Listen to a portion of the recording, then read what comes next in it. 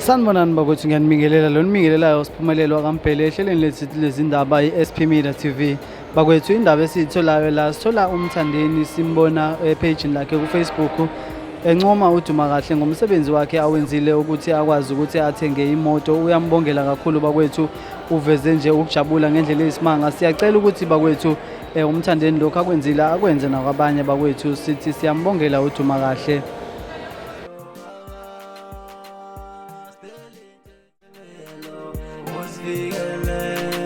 Wansime emhlabeni awusatshwala kanzima awuthina sehla senyuka awusifuna lenyuka awuthalutho awuyonayitshalali mina lentila ntitha maye awotha maye